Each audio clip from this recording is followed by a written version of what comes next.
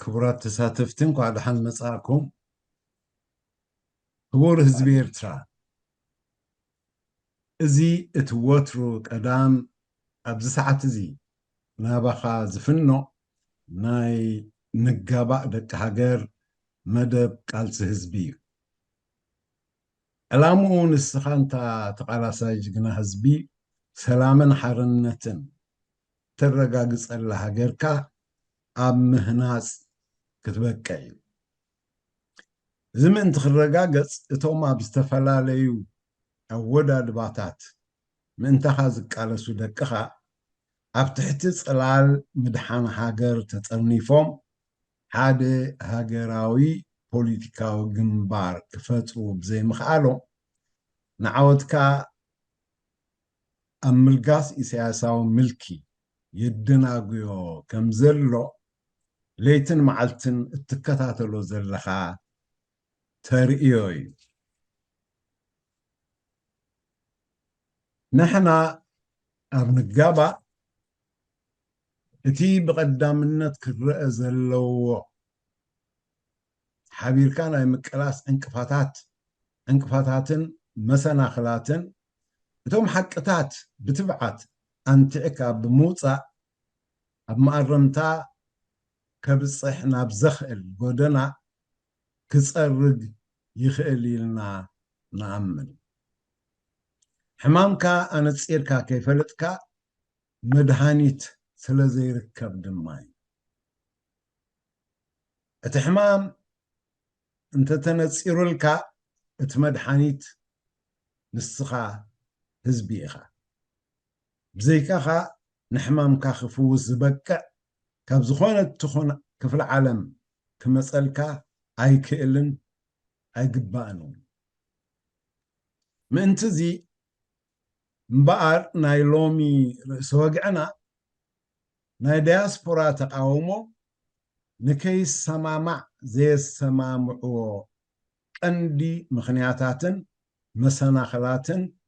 እንታይ እዮም ዝብል እዩ። ነዚ ዝሕግዘና ሓደ ካብ ምኩራት ተቓለስቲ ኣቶ ዕቑባዝ ግድቡስ እዩ። ኣቶ ዕቑባዝ ግድቡስ ኣብ ቃልሲ እቲ ናይ ሜዳ ተመክርኡ ኣብ ዳያስፖራ እውን ቃልሱ ዝቕጽል ዘሎ ሰብ እዩ። ሓው ተቓላሳይ ዕቑባዝ ግዜኻ ቁጢብካ ናይ ንጋባእ ደቂ ሃገር ፃውዒትና ብምኽባር ዘለካ ተመክሮ ከተካፍል ፈቓደኛ ኮይንካ ብምቕራብካ ኣዝየ መስግን። ኣቐዲመ እምበኣር ዕቑባዝ መኒኻን ናይ ቃልሲ ክሳዕ ኣብዚ እዋን ዘብፅሓካን ተመክሮኻ ብሓፂር ከተላለየና ኣሓተካ። ሓድሽ ከምዘይኮንካ ይርዳእኒ እዩ። ይኹን እምበር እቲ ናብ ኣብ ደገ ይኹን ኣብ ውሽጢ ዘሎ ህዝብና ተቓላሳይ ኩሉ ይሳተፎን ማለት ስለ ዘይኮነ ኣፈንፍኖት ንምሃቡ ዝኣክል እዩ። የቐኒየለይ ቀጽል። ኦኬይ መምህር ዘርኡ ብጣዕሚ የቐኒየለይ እዚ ዕድል እዚ ብምሃብካ ተሳተፍቲ እውን ኣብዚ ጉዳይ እዚ ክንማየጥ ኢልኩም ግዜኹም ሰዊእኩም ብምምፃእኩም ከመስግን ይፈቱ። ኣነ ከምቲ መምህር ዝበሎ ዕቑባዝ ይበሃል። ዕቑባዝ ግድቡስ ኣብዚ ቃልሲ ዝተላለኹ ወዲ 16 ዓመት ኣቢለ ክኸውን ይኽእል እዩ። ኩሉ ግዜ መኒዓ እንተወይ ይዛረብ ነይሩ እንስሳ ይፈቱ እየ ዝብል ምስ እንስሳ ክንጓስ ከለና ስለ እንረኽቦ ካብኡ ይጅምር ማለት እዩ። ቀንዲ ግን እቲ ተጋድሎ ሓርነት ኤርትራ ኣብ ህዝባውያን ማሕበራት ማሕበር ሰራሕተኛ የነጥፍ ነይረ። ኣባል መሪሕነት ኮይነ እውን ሰሪሐ ማለት እዩ። ካብኡ ቀፂሉ ምስቲ ኩነታት ናይ ጀብሃ ከዓ ኣብ ሰውራዊ ባይቶ ኣባል ኮይነ ይሰርሕ ነይረ ድሕሪኡ ሰውራዊ ባይቶ ኣብ ክልተ ምስ ተመቐለ ኣብቲ ሓደ ሸነኽ ምስ ሽዑ ከዓ ሃገራዊ ጉባኤ ዝብል ውድብ ነይሩን ሓፂር እዋን ፀኒሑ እዚ ሃገራዊ ጉባኤ ዝበሃል ምስ ካልኦት 3 ውድባት ስለ ዝሰመረ እቲ እዋንቲ ናይቶም ውድባት መራሕቲ ጥራሕ ጠቕሰልኩም 3 ዝሰመራ ዓብደላ ኣደም ዝመርሖ ሓደ ከዓ ቲንክ ዓብደላ ማሕሙድ እዩ ዝመርሖ በዓል ብርሃነ ሃንጀማ ዘለዎ ስምረት ምስ ገበረ ከዓ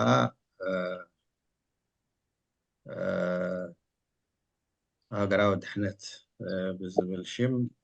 ከይድ ነይሮ ማለት እዩ ሃገራዊ ድሕነት እውን ሃገራዊ ድሕነት ኤርትራ ሃገራዊ ግንባር ሓርነት ኤርትራ ዝብል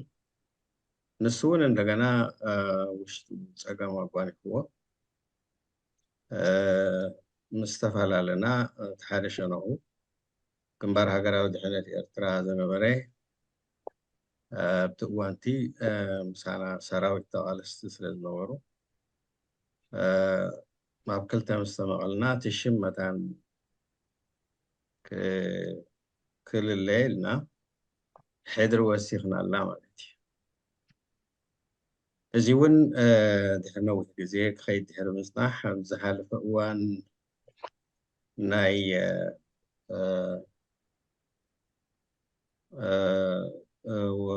ፖለቲካዊ ሓይልታት ዝብል ዋዕላ ዝገበሩ ኣብ ጀርመን ኣብኡ ቁርብ ቅድሚኡ ኣብ ሚነሶታ ሬድዮ ባዝ ቴሌቪዥን ዘለዎ ኤርትራዊ ንኩሉ ሲቪል ማሕበራትን ፖለቲካዊ ውድባትን ዓዲሙ ሰሚናር ናይ ብሓቂ ፅቡቅ ዝኾነ ሰሚናር ንኩሉ ዘቀራረበ ገይሩ ፀኒሑ ብርሃነ ሱዳንና እውን ዕድመ ገይሩ እተን ፖለቲካዊ ውድባት ብሓደ ክኾና ዝብል ኣብኡ እውን ውድብና ሒዝና ተሳቲፍና እቲ ጉዳይ ከም ዝሓሰብና ክኸውን ኣይከኣለን ምክንያቱ ብዙሕ ዘይበርሀ ነገር ስለ ዝነበረ እቲ ሃገራዊ ባይቶ ዝበሃል ናይ ገዛ ርእሱ ግንባር ስለ ዝኾነ እቲ ካልእ ኸ ከመይ ክኸውን እዩ ኣብኡ ድዩ ከኣቱ ዘሎ ወይስ ካልእ ሱፐር ክኸውን እዩ ዝብል እውን ነይሩ እሞ ድሓን ጀሚርናዮ ኣለና ሕጂ ባይዘወይ ብርሃኔ ሱዳናው ምስ ፀውዐ እሞ ኣኼባ ምስ ገበረልና 2 ግዜ ዲ 3 ግዜ ተሳቲፉ ምሳናስ ዋ ኣነ ዳ ትበኣሱ ትፃረፉ እሞ ከተዓርቆኩም ኢለ ኢኹ ኢለ ዘለኹ እምበር ጉዳይኩም ባዕልኩም ወድእዎ ኢሉ እዩ ገዲፍዎ ማለት እዩ ስለዚ ቀፂልና እምበኣረይ ክሳብ ኣብ ሓደ ንበፅሕ ሓደ ኣወሃዲ ሽማግለ ዝበሃል ንግበር እቲ ካልእ ኣብ መገዲ እንታይ ክበርሃልና ከም ዘለዎ ንርኢ ብሓባር ከዓ ንሰርሕ ግን ከዓ ክሰምራ ዝደልያ ውድባት እንተለዋ እውን ይሰምራ ተባሂሉ 4 ውድባት ክንሰምር ኢልና ፈቲና ማለት እዩ እተን 4 ውድባት ሕጂ ፒዲፒ ግንባር ሃገራዊ ድሕነት ኤርትራ ሕድሪ ውድብ ሓድነት ኤርትራውያን ፍትሒ ውድብ ሓድነት ንዴሞክራሲያዊ ለውጢ ዝብሉ 4 ውድባት ዘተ ጀሚሮም ቁሩብ ምስ ከሉ እቲ ሓደ ካብኡ ተሪፉ ማለት እዩ ፒዲፒ እምበኣረይ ብጉሉፅ ኢና ተዘራሪብና እቲ ጉዳይ ዘሎ ብሸነኽኩም ተወዳእኹሞ ተራኸብና ፅቡቅ ተዘይኮነ ከዓ ካብ ስምረት ተሪፎም ኢልና ንሕና ካምፔይን ከይንገብር ንሳቶም እውን ስምረት ከምዚ ገይሮምና ገለ ከይብሉ ብሰነድ ኢና ተፈራሪምና ማለት እዩ እቲ ምፅልላም ክተርፍካ ዝብል ስለዚ እቲ 3 ውድባት ዝቐፀለ ውድብ ሓድነት ኤርትራውያን ዝበሃል እዩ ኣነ ሕጂ ናይ ውድብ ሓድነት ኤርትራውያን ኣባል መሪሕነት ናይ ወፃኢ ዝምድና ሓላፊ እየ ማለት እዩ መታን እቲ ሕልኽልኽ ፀቢቐ ንኽበርህ ኢለ እተቕሶ ዘለኹ ብዙሓት እውን ስለ ዝነበርና ስለ ዝጥቀስ ንኽበርህ ኢለ ዝብሎ ዘለኹ ጉዳይ እዚ ኮይኑ ኣብቲ ኣርእስቲ ኻቱ هو أبو كتاتو تشجرنا تورا ناخوني كقدس المبر معقد خجبر العيران كاب عصرت حادة 10 سلسلة دوات محزنات صريحا قد سألف سعلومي لومي مقصارو كساع زشجرنا ودبات على زبالة الدرجة بس يحب التسلسل تقوينا ودبال لنا يبلو انتهي ايديولوجي قتلو انتهي هاقراو بروغرامهم ما يمس اي رأيهم انتهيو زين فلتو عزق إلو نمحسابون شجاري كوين اللوجن أبوش تزي أتليست كسر حي بقى عين زبحالة أودا دباتات ون انتخونه الناتن المجالات انتزي كوينو seriously اسكي نخلو نعتب مثنياتو بقداي هاجرن هزبن الزارب نتلينا مخلنتن ودبات بقداي هاجرن هزبن الزارب انت دعا اللين مينيمم كراخ بنزخيل كلو علو وينيرو السنتايو اتزي السمامعن كالسمامعن زي كعلى مخنيات انتاي ازي فللياتنا اوكي اوشت مدحان هاجرن هزبن كمسن كاللوغل كلن منتي هزبان هاجرنا ندحريلا كفانا لا يقبانين سلازي نايتي زي السمامع على مسمع كبصحى زي كعلا منت هاجر كبلا زي كعلا اتكند مخنياتات انتاي مخنياتو كم هزبي نعشر لنا حبوب قدات الناخونة أوصيخا إزي تحتي هزباو حتويو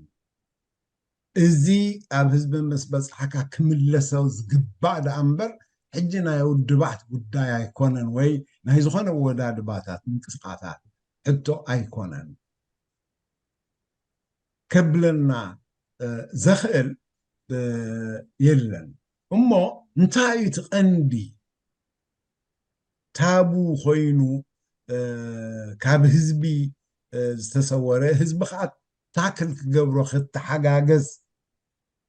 كي تحقاقز عنكي صوزلو مسنا خلات انتاي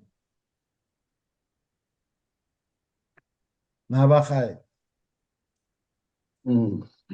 بدعمي أقدر شفتو إيو بزي حجي حيزنا يزلنا زملس ونا يكونن قرب دخون كاو چرم أبلنا نزارة ربنبر كبيدي نويحتي قداينا مالك أب زربها تاي نسمع يسمع لهم هو غروب حفن بلومبر تسمع لها انتاي زبهالالو نخي إرتراويان سي نخي نسامع تسامع عناينا زبل بهيلالو هجي زبهال زلو خا ما እቲ ዘይሰማምዓና ዘይንሰማምዓሉ ምክንያት እንታይ እዩ ዘይንሰማምዕ ዝብል እዩ ዝኸውን ዘሎ ማለት እዩ። ኣነ እንታይ እምበልኩ እቲ ኩልና ንፈልጦ ብውልቂ ደረጃ ከም ሰባት ነብስና ክንርኢ ነብስና ክንነቅፍ ኣገዳስነት ዘለዎ ይመስለኒ ማለት እዩ። ንሱ እንታይ እዩ ሓደ ሰብ ክውለድ ከሎ ካብ ኣቦኡን ኣዲኡን ክውለድ ከሎ ንሱ ህፃን እዩ። ድሕሩ ግን ምስ ካልኦት ሰባት ክራኸብ ምስ ጀመረ ኩነታቱ እንዳተቀየረ እዩ ዝኸይድ። ብዙሕ ነገር እንዳተፀልወ እዩ ዝኸይድ። ኣብ ቅድሚ ዓይንና ደቅና ቤት ትምህርቲ ክንሰዶም ከለና ተንሕና ጥራሕ ኣብ ገዛ ኢንፍሉወንስ ንገብሮ ደጌ ምስ ካልኦት ክራኸቡ ምስ ጀመሩ ምስ ካልኦት ተምሃሮ ኩሉ ኩነታት ምስ ረኣዩ እንዳተቀየሩ እዮም ዝኸዱ ማለት እዩ። ስለዚ እዚ ባህሪ እዚ ከም ዘለና ከም ኤርትራውያን ክንፈልጥ ኣለና ማለት እዩ። መን እዮም እቶም ዝፀልኡና? ካብ ስድራ ቤትና፣ ኣዝማድና፣ ኣዕሩኽትና፣ ማሕበረሰብና እቲ ኩሉ ግዜ ንዛረበሉ ማሕበረሰብ ናትና ንዛረበሉ ቁሩብ እዚኣ ይርአ ኣለኹ ቁሩብታት ፀሓፍ ንነብረሉ ከባቢ ከይተረፈ ይፀልወና እዩ። እዚኦም ኣብቲ ከም ውልቀ ሰባት እንገብሮም ምንቅስቃሳት እንዳፀለውና እዮም ዝኸዱ ማለት እዩ። እዚ ብሓፈሽ እዩ። ካልኦት ረቋሕቲ እውን ኣለውና።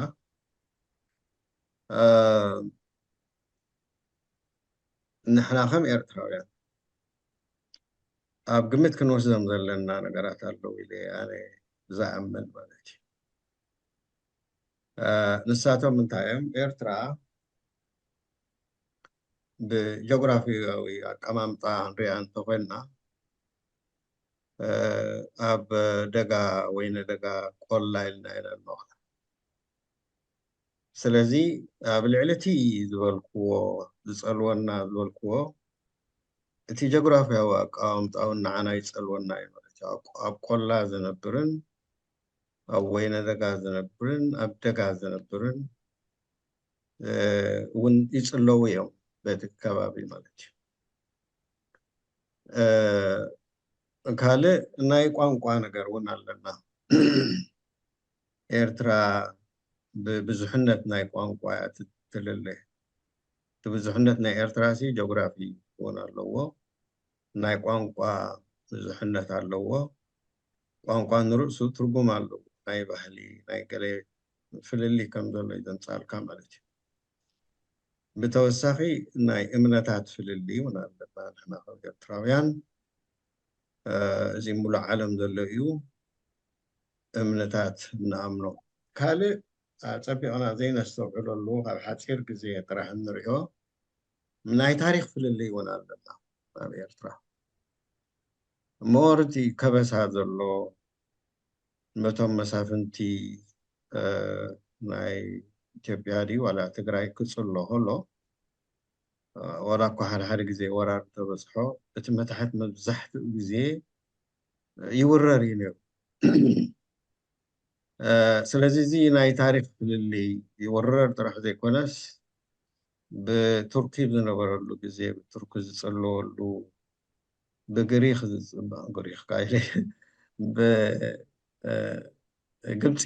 ብግብፂ ዝፅለወሉ ኩነታት እውን ነይሩ እዩ ማለት እዩ። ስለዚ እዚ ኩሉ ብሓደ ጌርና ኣብ ሓደ ከም ዝኸውን ኣይገበርና እዮም። እዚኦም ኩሎም ይፀልውና እዮም ማለት እዩ።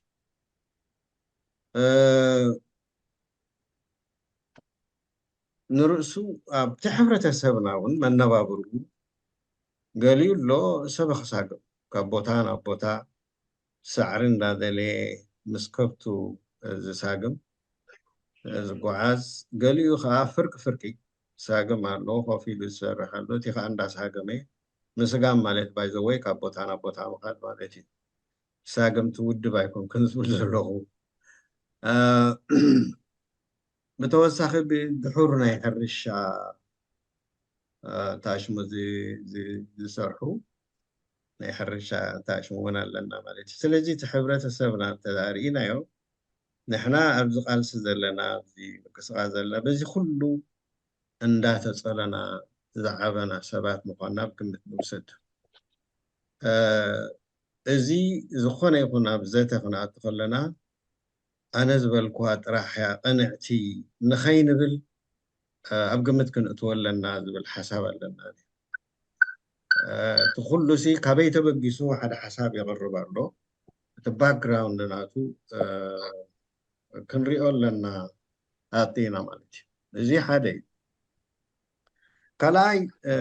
جينا خي جم نايو نحالفو ذنبرنا أميداسي كلنا زما بزلنا نذكروينا من الله خبانا قسقاس خون زي دلي قسقاسن خون ماركساوي سنة حساب ماركساوي لأنه استقبل خون الله تبايلو كابو زحلف حلوف دو فالول دو من كعدو دو كابو زترف الحرحر دو يمين دو دابنا خندي سب زي موتو بزي جن كأنا يدخل زجبرنا يو أي كم نايون تمالي قسقاس خوينه ناي قسقاس چورخو حيزة خيزة نور كسب لومي جيمي زي أمبار جيجا إذا زي كسب تمالي سسك بالكله تقداي أزيو زت حساسب كناتاتيو مغاني إذا كامالتي سلزي طب ألسنا ونتخوني محبر شوعاتي ويكا حركة خجمر كله ألسي نفلت إنا بمن كان جمره مبزحتهم كلنا هون كان ذكران غالينا بنفسه كف بيت مهرتي ما مهراني ويتهم زتودوا بشو ما مهران ناي تشعز نبرو ناي منكستي سرحتين جاتات ويون بوليس عباي زنبرو يوم تنزو الدوب زنبرو مالتي إذا من كسغاز دي اندا هلو خلو نعو كونسلت خيطة قبره خلو إيو إتي ناي جبها بشحن شاعته متين سوسان زيتا مسارته مالتي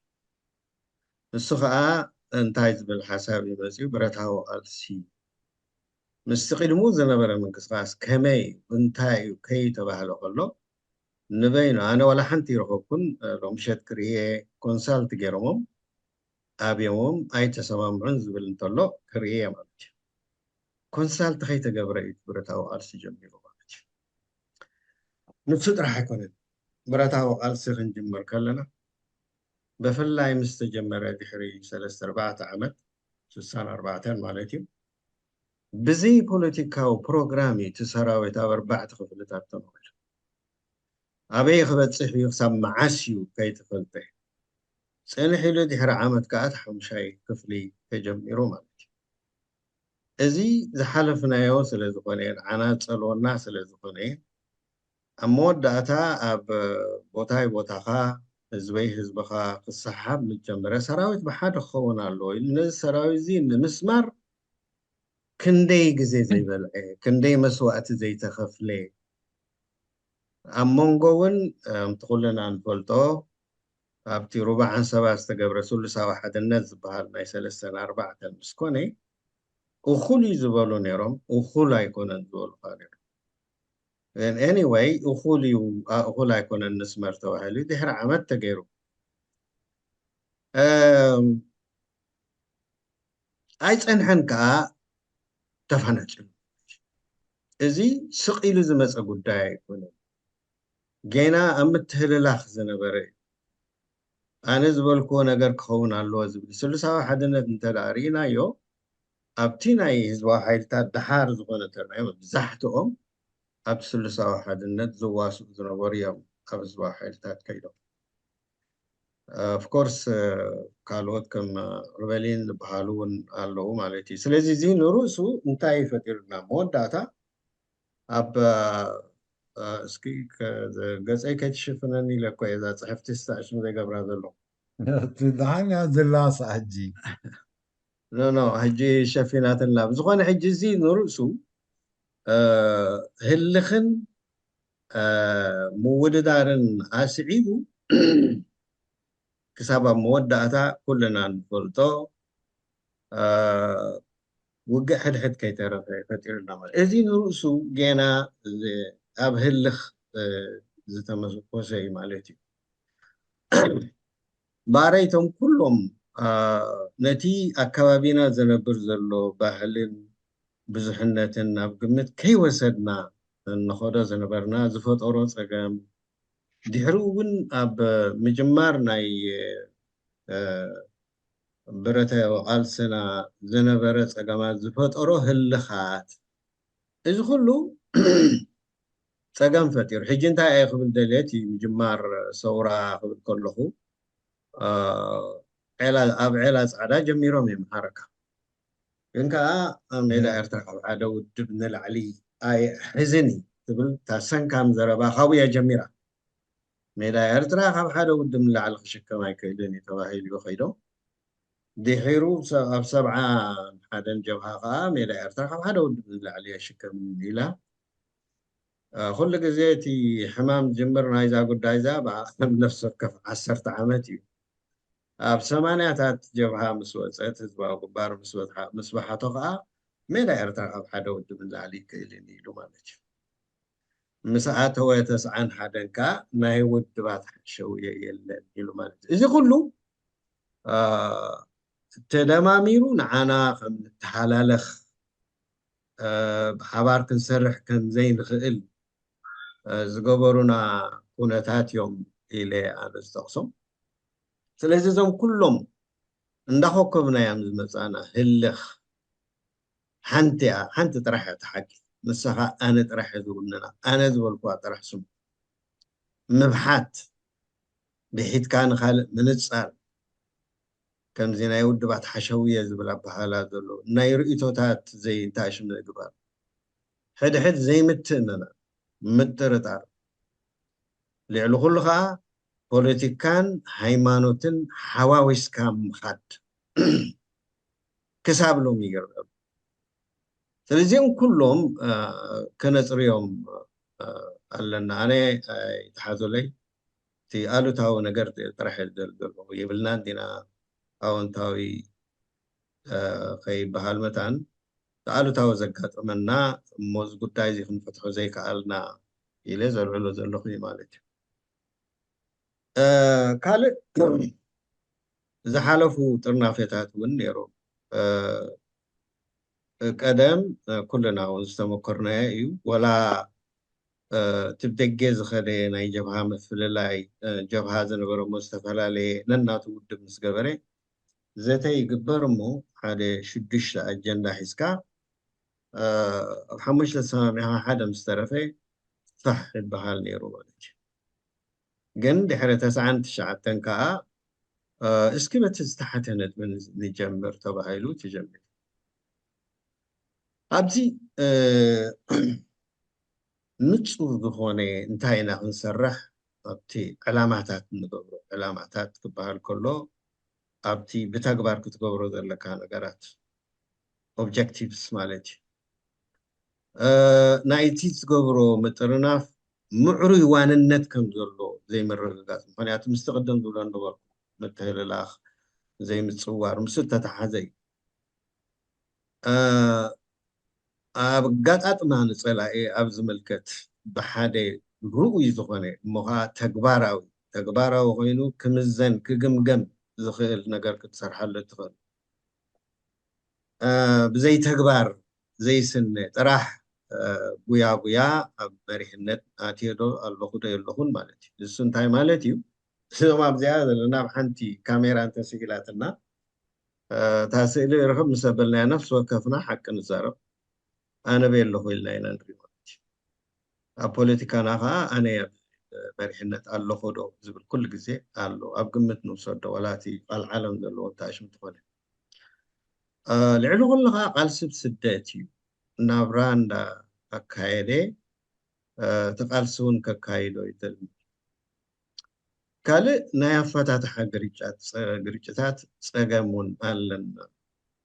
ክንመሃሮ ኣይከኣልናን ስለዚ ክብርታት ክንሕዞም ዝግባአና ከም ግልፅነት ተሓታትነት ናይ ህዝቢ ልዑላውነት ናይ ሕጊ ልዕልነት ዴሞክራሲያዊ ኣሰራርሓ ምፅዋር ዝኣመሰሉ ባህልታት ወይ ከዓ ቫልዩስ ክንሕዝ እውን ኣይከኣልናን ስለዚ እታ ዘይምስምማዕ ምስምማዕ እትብል እዚኣ ዘረባ እዚኣ ኣብኣ ክመፅእ ቀደም ኣብ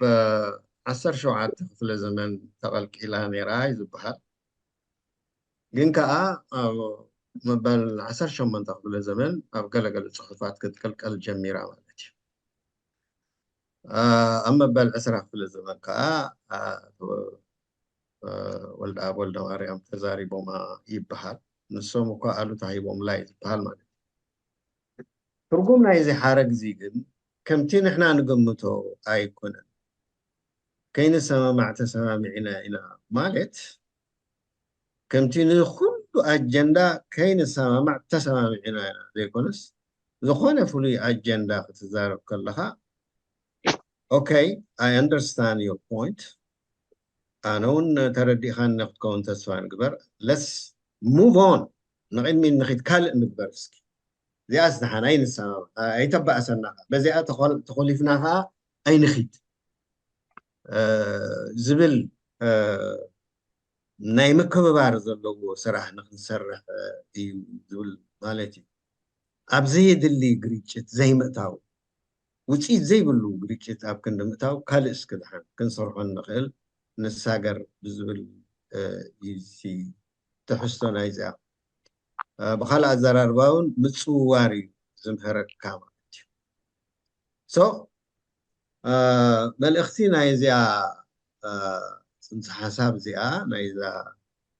ዘይንሰማማዕ እትብል ወይ ከይሰማምዑ ተሰማሚዖም እትብል በቃ ከመይ ጌርና ነቲ ሒዝናዮ ዘለና ኣጀንዳ ኦኬ ቀዳምነት ሰሪዕካ ናይ እቲ ዝሓሸ ከስርሐና ዝኽእል ድሓን እዚኣ ብፀባብ ነገር ኣይንበኣስ ግን ንቕፅል ክንነብር ስለ ዘለና ንቐፅል እዩ ዝብል ግን ኣይንሰማማዕን ወይ ከዓ ከይ ወላ ኣይንሰማማዕ ክንሰማማዓሉ ዘለና ነገር ግን ኣሎ ምክንያቱ እቲ ክብሎ ፀናሕኩ ክንሰማማዓሉ ዘይኽእለና ዕግበታትና እምነታትና ተረድኦታትና ፍልስፍናትና ክብርታትና ፍልጠታትና ባህግታትና ከየሰማምዑና ይኽእሉ እዮም ግን ካብ ኩሉ ብጥቕሉል ኣይኮነን ዝበሃል ኣብ ገለገለ ትሰማዕ ኣብ ገለገለ ዘይትሰማማዕ ዘይሰማምዑካ ድሓንቲ ፈፂምካ ክትሰማማዓሉ ዘለካ ነገር ግን ኣሎ ምክንያቱ እንድሕሪ ብሓባር እቲ ንዓና ዘጋጭወና ዘሎ ብሓባር ስለ ንራኸብ ብሓባር ስለ ንነብር ረብሓ ብሓባር ስለ ዘለና መፃኢ ዕድልና ሓደ ስለ ዝኾነ ኣብ ሓንቲ ሃገር ከዓ ስለ ዘለና ስለዚ እዚ ንፈላለየሉ ንበኣሰሉ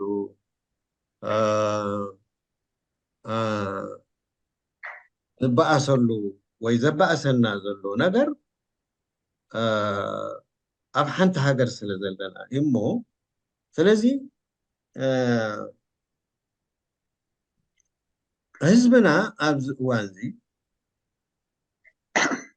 ይበታተና እታ መባእታዊት ዝኾነት መሰል ናይ መንባር እውን ተመንዚዕሉ ኣብ ትሕቲ ራዕዲ ዝነብር ዘሎ ኣብ ዓለም ብሰንኪ ተግባራት ናይ ግደፍ ምስሊ ናይ ኤርትራውያን ተደዊኑሉ ብሓፈሽኡ ናይ ህልውና ሓደጋ أنصلالينا سلازي نهلونا حدا كان تدعلو خينو هاجرنا أنت دا زي الله خينا أبي كنا هنا نتفلالي أبي كنا هنا نبأس أبي كنا هنا نكاسس أبي كنا هنا نتعرر بزح نجار كنجبر بهاجرنا ودنا سلازي تا فتيمنا هنفلالي الله زي كبانا أب هاجر سلزبنت تهاجر كا أب أزي وسكاف زغنا غنتات بس إحاس لزلا قدنتيو زي أب حدا مدمدم كا سلازي أب بزحات نجارات ولا نفلا لمبر كنفلا زي كبانا جن أب حنت نجار أب هلونا هاجر هاجرنا حزبنا أب سكاف زغنا هلونا حدا كا أب زركوا زلوا وان محبرة وعلنا حبرة سبنا تنفيقو زلو حبرة سب مسارة أوسو أو مسلاتو تمنزعو زلو حزبي سيبلاون بوليتيكاون مسلاتو تحريقو زلو حزبي قطباون محبراون بحلاون مسلاتو تمنزعو أب زلو حزبي إتا هاجر كتنبر أي تخيلين تلزي كنفلا ليلو زي قبعنا نقر ازي قداي زي إلي أنا قبل صار كابجي قتيلة ناي مهوراتنا ونقلي كتاكس مهوراتنا خبر كله هو تمكرو أبتقال سنة ويح جزيز قبرو بتمهرتهم بقرمهم ديو بتمكرهم ديو قطع أبتي هاجرا وقالسي زنت فو زلو زملكتون ك ساقم يرعين اللون عاي مالتي بناتي ريتو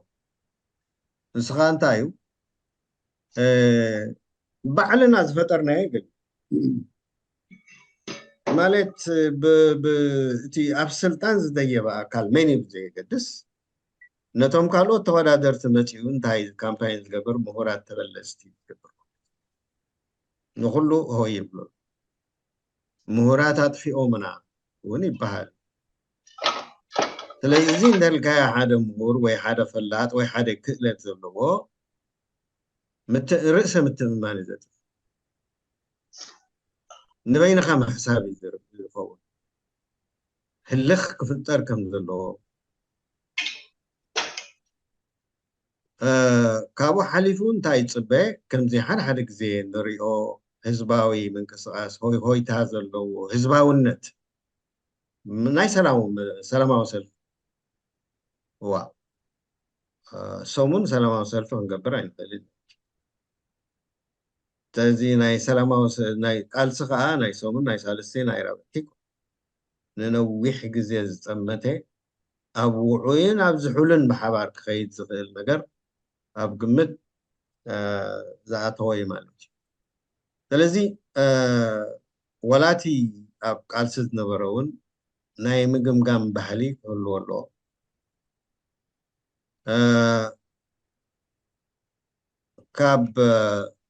كاب حدا نص أخوني الكام حسابون على جيجا مخانو مخنياتو أب قالسد نحر آتيخا حدا قال سلازي تقالسي مس بصوت كافن كات قبرو قالسي كساب حدا زلو مخانون أمين كحتاتو لك كاب أول كسبات أمت كلات أميننا نخدر لكونا له تحساسبانا كل انتهرينايو وتهدرا والتحساسواي ولا سيبل نكدن ولا قل نبل كل جزي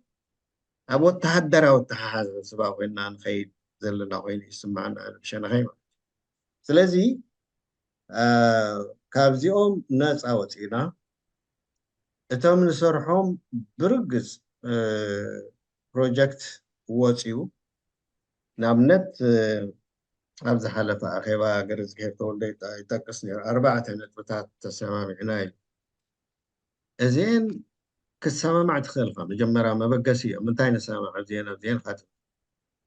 سأقام يلا كوم تقبر كارلا كام جمرة بلدي تحطه قنا ويكون أبو عاتخا أتي نخت عوته تدلي الرأي ذلك كانت كاتل أخو ذلك كاشتو ذلك objectives بسرعة تنتين كأغميت من انتاي سرح معس أنا تصير كاخد كيت كاللخايو تي كنكذل نخذ بالحجي نحناتي عن توبيز والكوز بناسي سبق ساقمي وكان زيري نبتر عسان ناقر في قال نابل خلو صنعكو اتي بوليتيكا زواسا حزبنا وشت ذلو مني كأن فلطلن أنا كابغاسوت أي صبني بوليتيكا وألسف قبر زيلو تبلغ الله دحني هبنا لك أو عرس أميلو حرس وعليه بوليتيكا خد الليلة يحسبني كسر زغيل أب كتما زلو أب ناشت دكانات زلو جزية زلو تمهارو تسرحتني هذا بالقالو ميلن زيوم بحادة سبك كبلو زغيل زلو أي خجبر زغيل زي أصل زفل سرعة تقدر كأفريسوي كل سلزي أبي ودي خزلو بفلا يبتخون تازدين إيرترا أبتي أبدي زلو حيلي ترنفكا ኣብ ዝኾነ ይኹን ኣካል ዘሎ ስለ ዝሪኤካ ብደገና ነታ ውሽጢ እሱ ስለ ዝሪኤካ እዚኣ እምበር ክትጠቕመኒ ትኽእል ኢሉ ክጥምተካ ከም ዘለዎ ምግባር ማለት እዚ ስራሕ እዚ ንገብረን ንተኽለን ንብርሃንን ንማሕሙድን ጥራሕ ዝምልከት ጉዳይ ኣይኮነን እዚ ኩልና ኮፍ ኢልና ሓደ ንፁር ዝኾነ መርገፅ ፈፂምና ነቕ ክንብለሉ ዘይንኽእል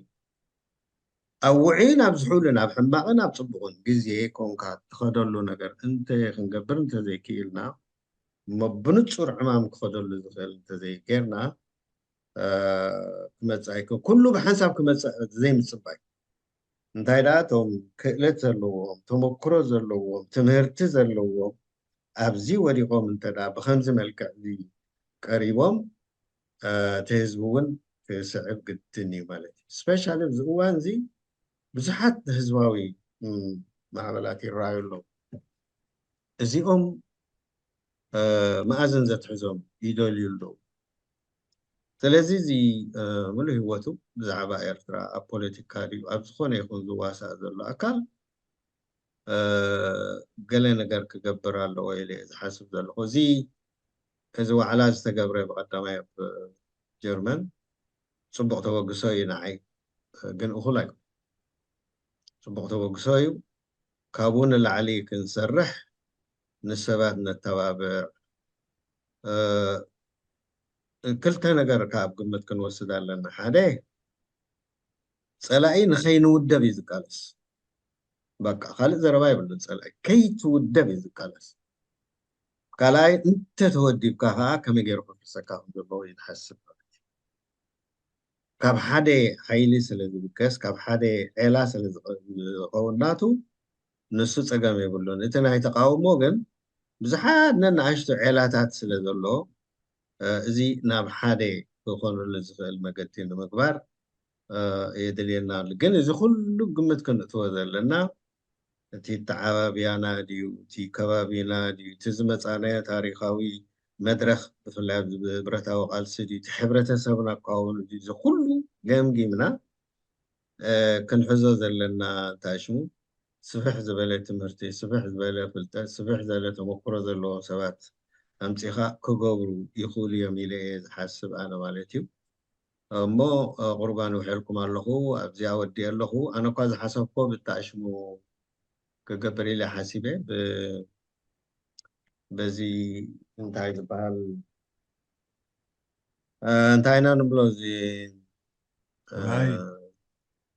ኖ እንታይ ኢና እንታይ ዝበሃል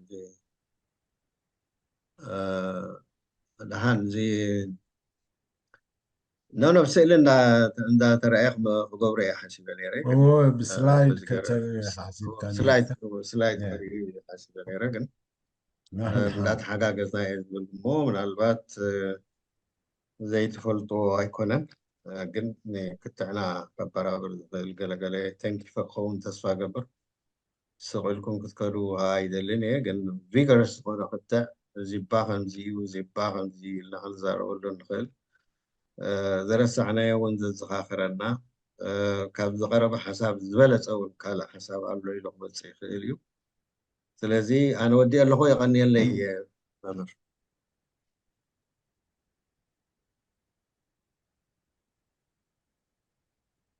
ክስማዕ ዶ ፀኒሐ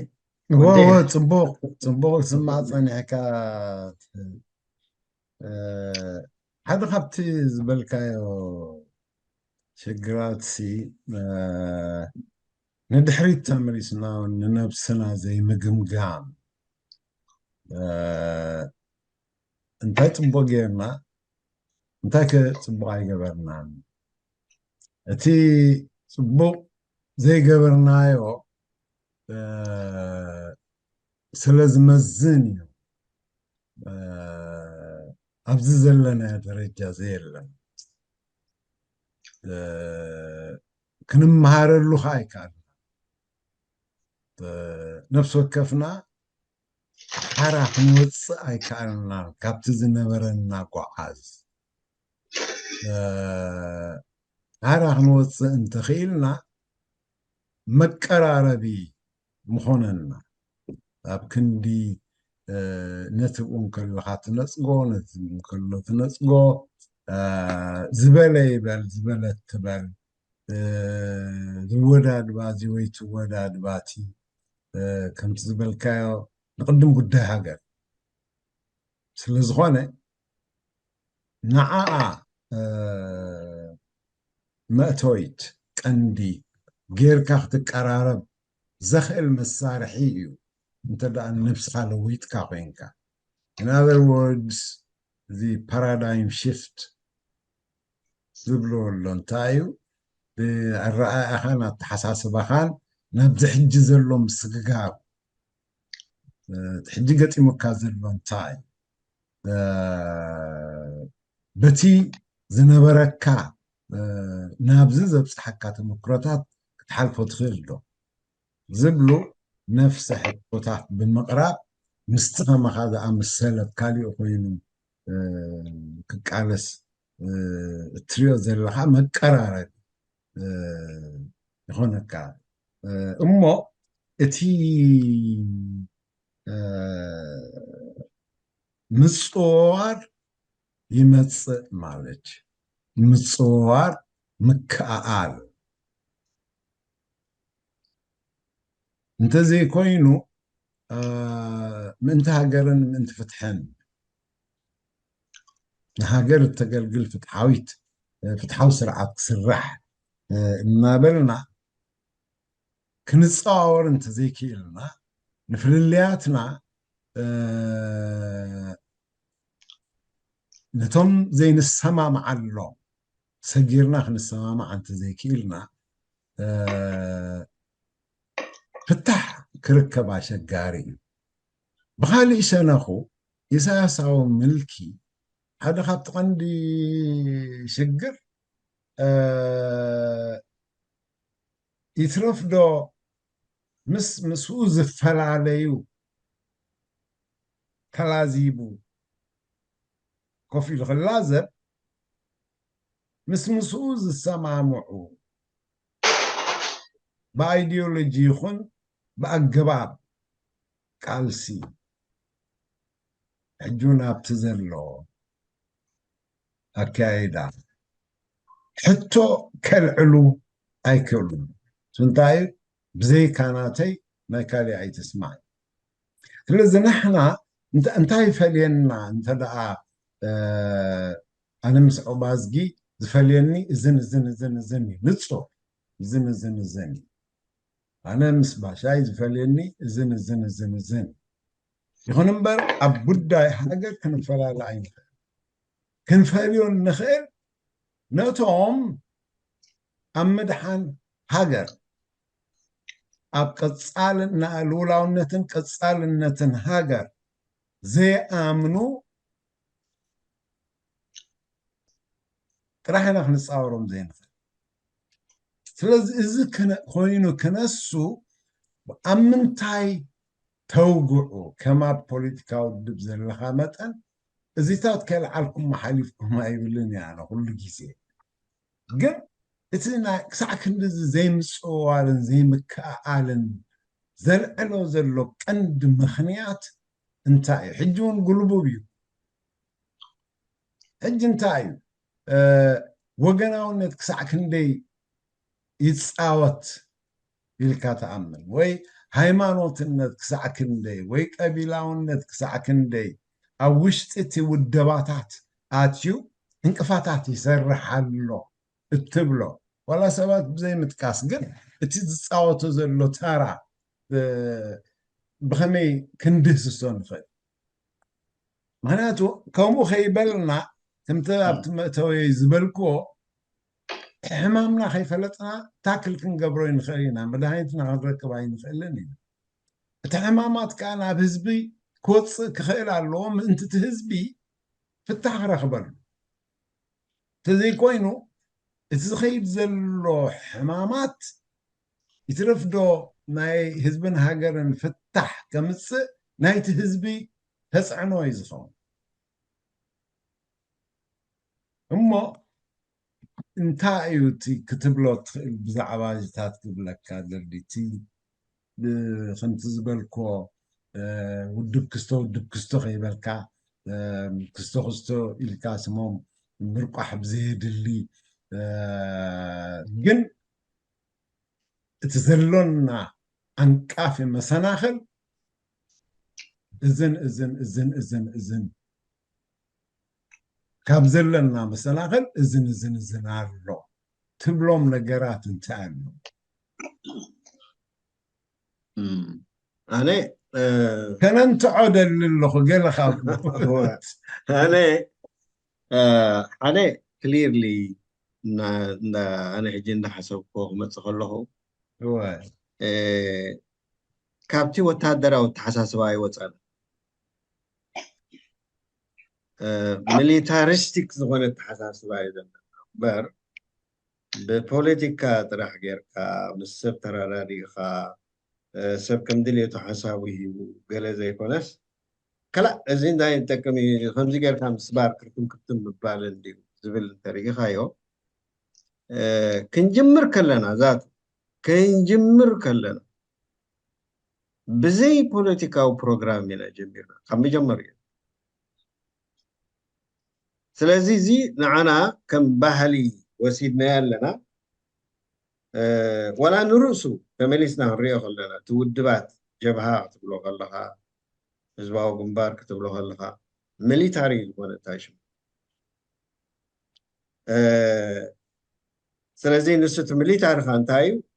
እንታይ ኣሎ ብውሽጡ ግበር ኣይትግበር እዩ ካልእ ታሽሙ ይብሉ ስለዚ ንሕና እቲ ሲቪል ሶሳይቲ ዝበሃል ዘሎ ብሶሳይቲ ሓሲብካ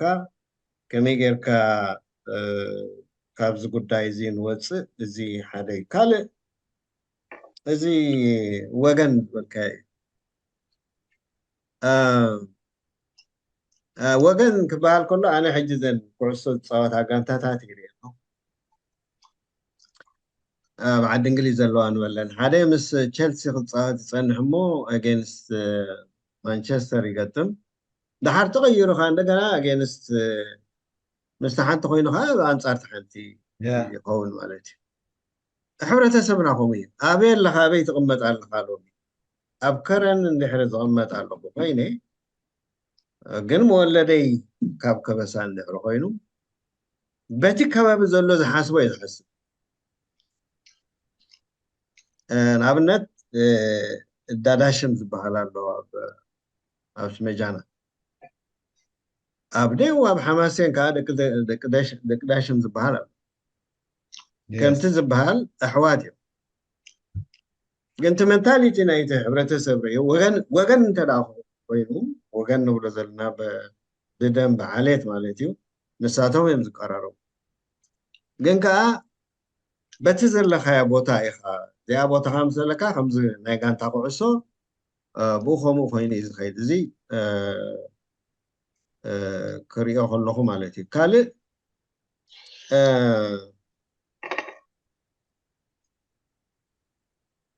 ዝገርመኒ ነገር ኣሎ ንዓይ ኣነሲ መን እየ ወይ ንስኻ መን ኢኻ ንቃልስስ ከይድካ ምስ ስድራኻ ከመን ኣይተማኽር ንስኻ ንኤርትራ ኢልካ ኢኻ በረኻ ወፂኻ እምበር ነቶም ስድራኻ ኣቦኻን ኣዴኻን ዝወለዱኻ እውን ኣየማኸርካዮም ትወፅእ ንቃልሲ ኢልካ ክትከይድ ከለኻ ማለት ዝኾነ ይኹን እውን ከምኡ እዩ ስለዚ on what basis እዩ ንሓንቲ ሃገር ክትብል ከለኻ እዩ ዘፀብቐልካ እምበር ንዝተወሰነ ጉጅለ ኢልካ ክትዛረብ እንተደኣ ኮንካ መጀመርያ ኣብዚ ፋሽስቲክ ዝኾነ ተሓሳስባ ኣለካ ማለት እዩ እንድሕር ገዝካ ትኸይድ ኣለካ ኮንካ መን ከማንዴት ሂቡካ እዩ ከምኡ ትብል መን ከ ኮምፕሌን ኣሎ ድዩ እቲ ሶሳይቲ ኣብቲ ሶሳይቲ ባዕሉ ሲ ከምኡ ኣሎ ባዕሎም ኣብቲ ቃልሲ ዝሳተፉ እዚ ካበየናይ ኣውራጃ መፅኡ ገለ ተባሂሎም እንተተበኣሱስ እዚ ካብዚ ውራጃ ስለ ዝመፀ በዚ ኢልካ ዝግበር ኣዘራርባ ፍፁም መበገሲ ዘይብሉ ኢለ ኣነ ዝሓስቦ ማለት እዩ ወላ ሓንቲ ክትኸውን ኣይትኽእልና ኣነ ሕጂ እዚ ጥልያን ፀሓፎ ብዙሕ ነገራት ኣሎ ብዘይካ በኒ ዓመር ንብሎም በኒ ዓመር ዝበሃል እቲ ደቂ ዓመር ዝኾኑ ዘለዎ እምበር ኣብ ትሕቲ በኒ ዓመር 21 ቀቢላታት ኣሎ ሽም ናይ በኒ ዓመር ዝወሰዳ ማለት እዚአን ኣብ ዝገረመኒ ነገር ኣብኡ ሓማሴን ዝበሃል ቀቢላ ኣሎ ካብኡ መፅኦም ማለት እዩ ሓማሴን ዝመፁ ማለት እዩ እንዳ ብሓይላይ ዝበሃል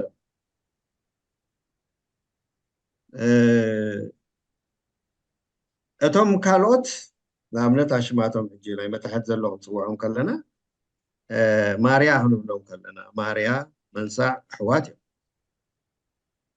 ብዝምድና እንተኮይኑ ማለት እዩ ኣሕዋት እዮም ምስ ሓዞም ምሳሆ ንብሎም ከዓ ኣሕዋት እዮም ቤት ኣስገደ ንብሎም ኣብኔው ዘለዉ ከዓ ካብ ከበሳ ዝኸዱ እዮም ቢለን ከዓ ድሕሩን ቅድምን እዮም እምበር ብኸበሳ ገይሮም እቲ ታሪክ ከም ዝብሎ ካብ ውሽጢ ኢትዮጵያ ብኸበሳ ገይሮም ዝኸዱ እዮም ይብለካ ማለት እዩ ሕጂ እንታይ እሞ ከባእሰና እንተደኣ ብዓለት ኣውራጃ እንተኮይና ትማሊ ኣብ ግዜ ጥልያን ዝመፀት እያ እታ ኣውራጃ ትብል ማለት እዩ ቀደም እንተኮይኑ ጉልቲ ተባሂሉ ይፅዋዕ ስለዚ እቲ ናይ ወገናዊ እንታይ ሽሙ ዝበሃል ኣርቲፊሻል ገለገለ ሰባት ቨሪ ስማርት ኮይኖም ነታ ሓፃር ግዜ ይጥቀሙላ ማለት እዩ ነታ ከካብ ዘዝመፆ ቦታ ስምዒት ከልዕለሉ ዝኽእል ንዓይ ትክፍሎም ንሳቶም ከዓ ብኣ ይኸዱ እምበር ብኩሉ ሸነኻቱ ርኢኻ ከባእሶ ዝኽእል ኣይትርኢና ወላ ሓንቲ ኣብ ባይታ ከዓ ባይታ ሲ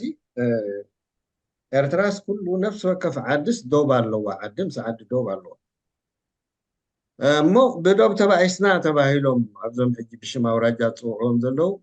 ኣነ ታሪክ ክሳብ ሕጂ ይረኣኹ ብዶብ ተባኢስና መባእሲኦም ዶብ እዩ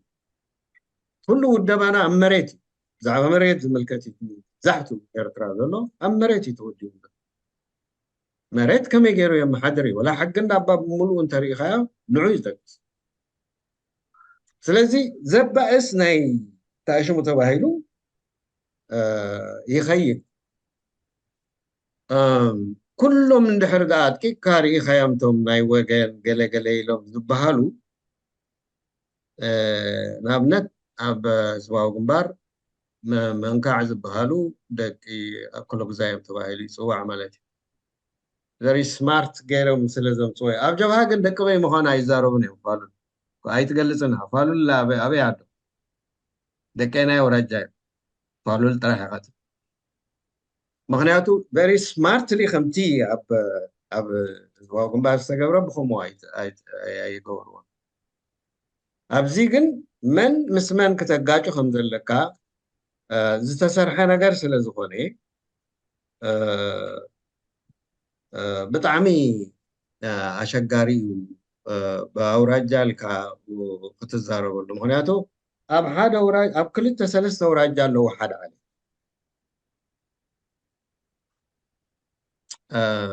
كلهم من تدا ريخا يو نابنت حويا أنا هجيب سجنيتي كذا حويا زبالو فل حويا تايم وانا خاب تاريخ بتقول وين فلتلو كذا زي داس حويا زبال مراغوز يا سلسة زيوم نعاي هجي بوغن كون تدا خوينه مساء يومي مراكز ኣይኮነትን ኣብዚኣ በዓል ዓድጋውል እያ ከባቢ መንደፈራ እያ الدقال وترى اوه أمني قال مالك عدقال هكذا يا حجي زياتهم حجي انكي سجاي حجي زياتهم أصلو ناي زيهم تاشموها ناي بعال دجاج دعبول يوم دجاج دعبول كاتهم بلو نبلوم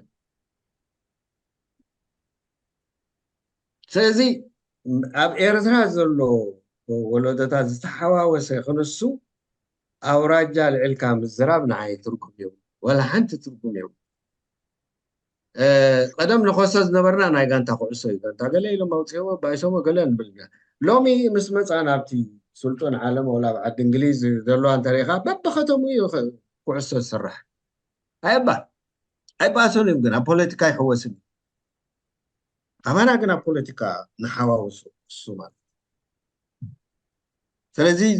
زي قلتيفو سور زي بلو سلزو خاني قلتيفو زبننيو راح تخبر زلو سريعها نق زي تبدو جن بزتت أنعمل زجبر كايو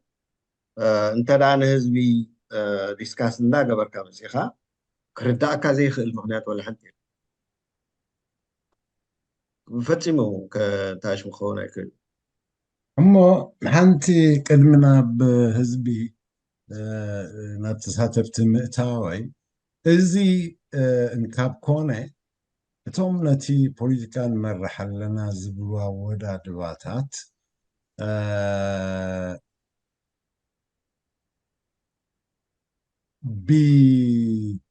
ብዓድታት ይኹን ብኣውራጃታት ይኹን ወይ እውን ብሃይማኖት ይኹን ማዓስከር እዮም ዝሰርሑ ዘለዉ ደክንብል ንኽእል ንናቶም ነቲ ሃገር ጉዳይ ሃገር ምስቶም ካልኦት ዝቃለሱ ዘለዉ ደቂ ሃገር ተፃዊሮም ኣብ ክንዲ ኣብ ሓደ ሓበራዊ ቃልሲ ሓደ ሃገራዊ ግንበራ ምስራሕ ዝሳተፉ ባይቶኦም ንምጥጣሕ ዝኸይድ ዘሎ እዩ ደክንብል ንኽእል ማዓስከር እዮም ዘናድዩ ዘለዉ ደክንብል ንኽእል ممر أنا حجي نعيو سادن أنا وأبي أرتاح حجي انتايدل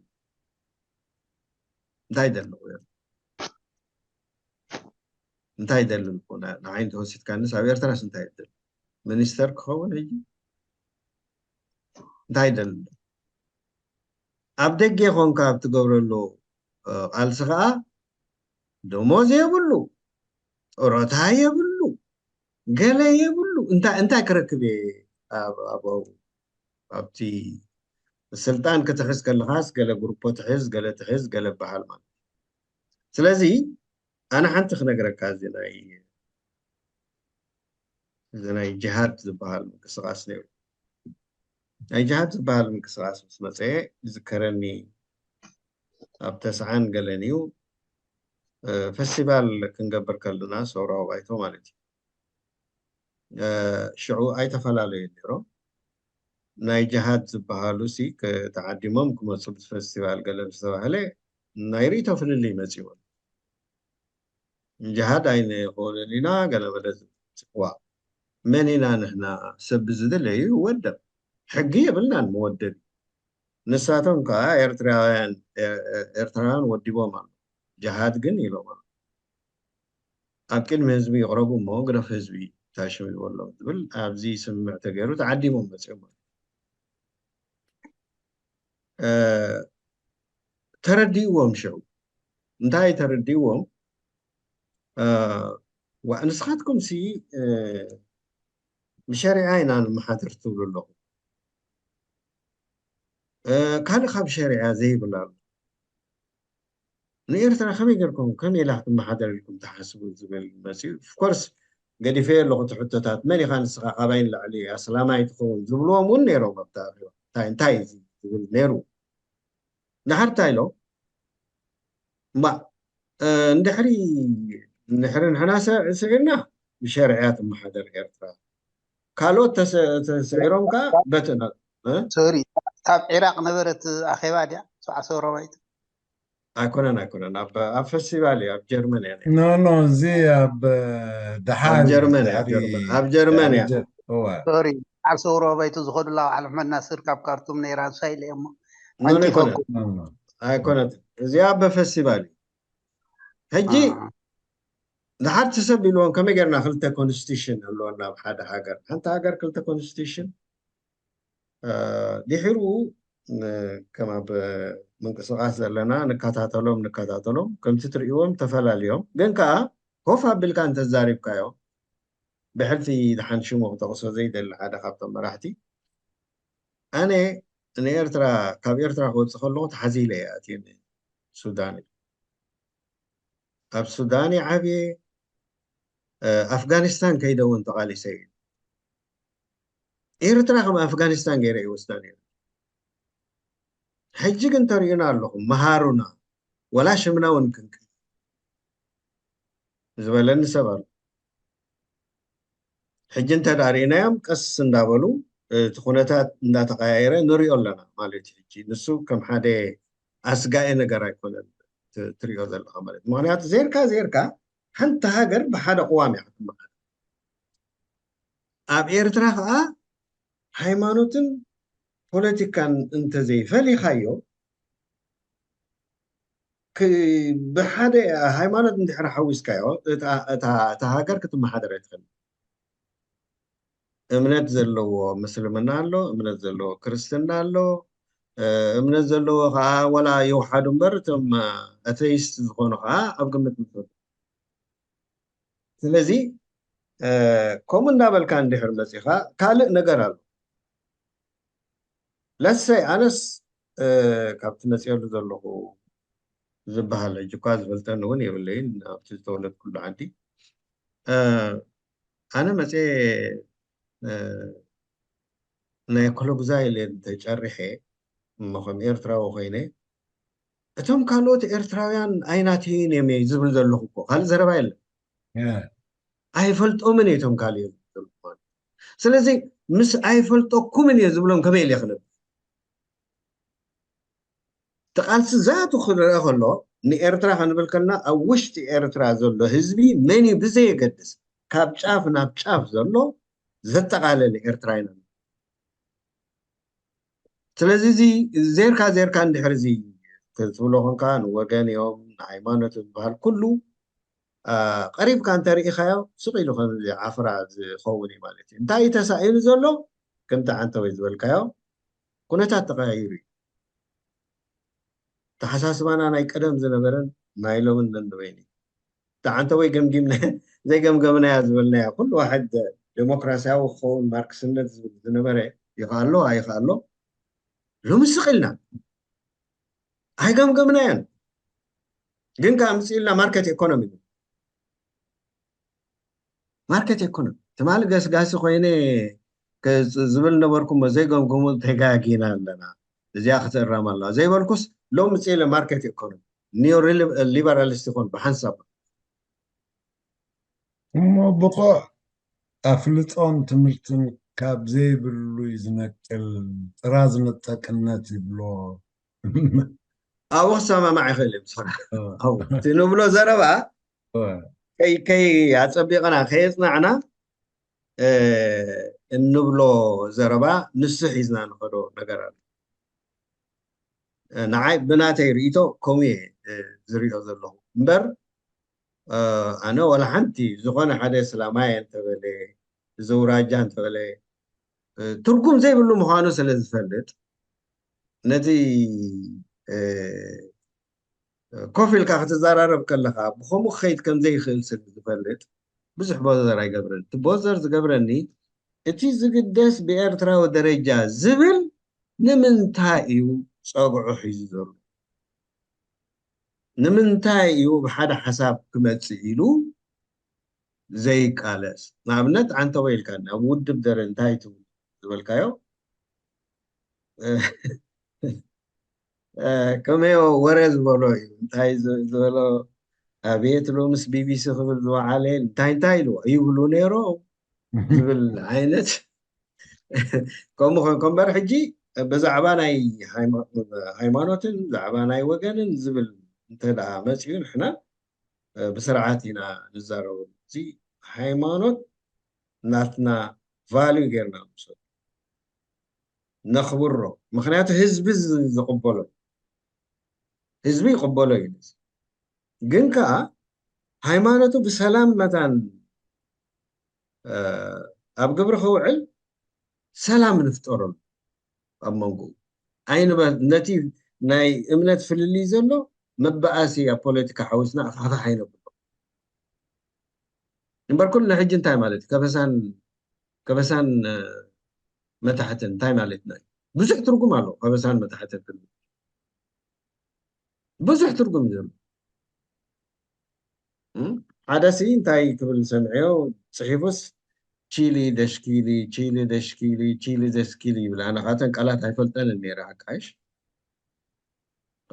ተሓራይ ምስ ፈለጥኮ ግን እንታይ ማለት እዩ ትግረ ዝዛረብን ትግርኛ ዝዛረብን ማለት እዩ ዘረባ ብቢለን እቲ ዘረባ ኸም ማለት እዩ ሕጂ ትግርኛ ዝዛረብን ትግረ ዝዛረብን ከም ዝፈላለ ገይሩ እዩ ታሽሙ ብርግጽ ዝቕመጦ ቦታ ዝጸልዎ ነገር ኮይኑ እንተደኣ ብሓደ ብፍላይ ከም ዝቃልሰ ናይ ኤርትራ እንተኮይኑ ግን ንነዊሕ ዝጠመተ ዕርክነት እውን ይገብሩ እንተ ቆፂርካዮ እውን ኩሎም ኣብ ኤርትራ ዘሎ ህዝቢ ኩሉ ተጠናነገ ፍጹም ብለካ ኣለዎ ዝተኣሳሰረ እዩ በቃ ኣነ ኮነ ኢለ ዕድል ተረኺብኩም እዚ ብፍላይ ጣልያን እንተዳ ትኽእሉ ኮንኩም እዚ ኮንትሮሲኒ ዝበሃል ዝፀሓፎ መፅሓፍ ኣሎ ዓብ መፅሓፍ ኣነ ጣልያን ስለዘይክእል ንሱ እንድሕሪ ኣንቢብኩም ብዙሕ ነገር ኢኻ ትመሃሩ ሕጂ ንሕና ሓደ ግዜ ዘየሎ ነገር ጋኒና ምፂና ንኸዶ ነገር ኣሎ እቲ ጌጋናትና ክንሽፍን ከም ዘለና ምንቀሳቐስ ዘለና ጌጋናትና ክንሽፍን እነምፅኦ ዘረባታት እውን ክኸውን ይኽእል እዩ ስለዚ I'm not saying ከምዚ ዓንቃፊ ብከምዚ ሚእቲ ሚእቲ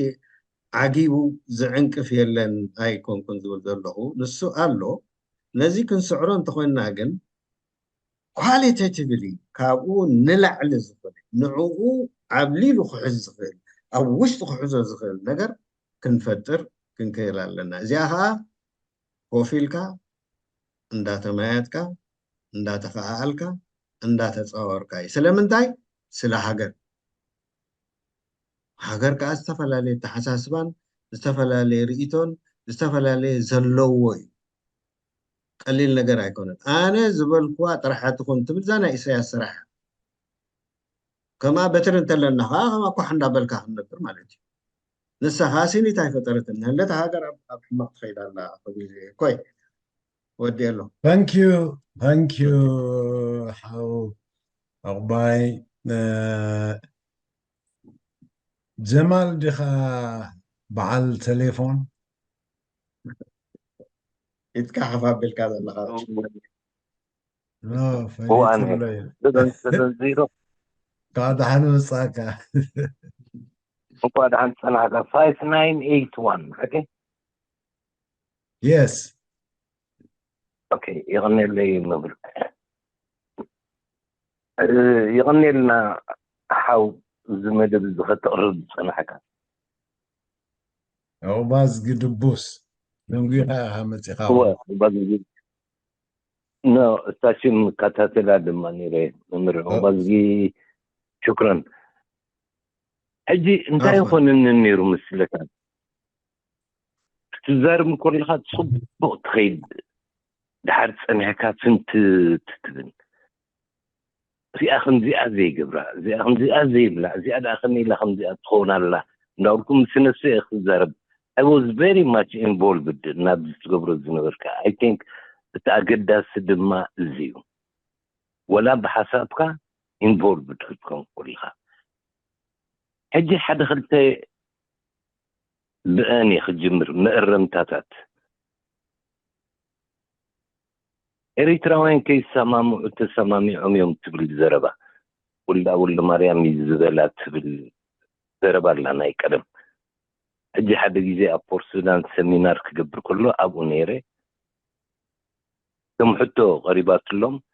ኖ ኣኔብል ኳን ኢሎም ምስክር እዚኣ ኣብ ድሕርቲ መስመር ጉባኤ ናይ ክልቲኡ ውድባት ዝነበረ ፈኒሐ ግን ሓደ ነገር ረኺበ እዚኣ ኤሪትራውያን ከይሰማምዑ ተሰማሚዖም እዮም ትብል بعربية أنت تبهل مثلك اتفق العرب أن لا يتفق عرب سين غي سمامعو تسمامعهم إيوم أجري أب إريتراوين نتابعها أب هاجرات عرب دما هاجرات حزب عرب غي سمامع تسمامعو إيو تبد فتين كان يركض صبو غيركا